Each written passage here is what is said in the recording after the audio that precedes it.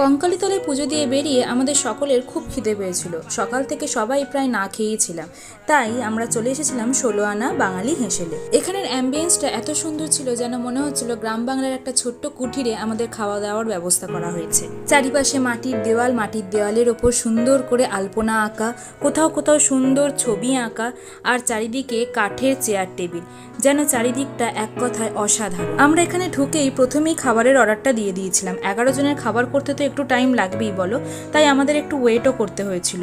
আর এখানে আমাদের ক্যাশিয়ার ভালো করে হিসেবগুলো দেখে নিচ্ছিল, তারপরেই চলে এলো আমাদের খাবার। কি সুন্দর পরিবেশনা, তাই না?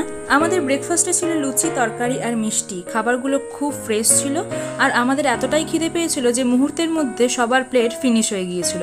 তারপরে সেখান থেকে বেরিয়ে পড়ে টোটোতে চেপে শান্তিনিকেতনের বাকি জিনিসগুলো দেখতে চলে গেলাম। আর এরপরে কি কি দেখলাম সেগুলো থাকবে নেক্সট পার্টে। আজকের জন্য টাটা।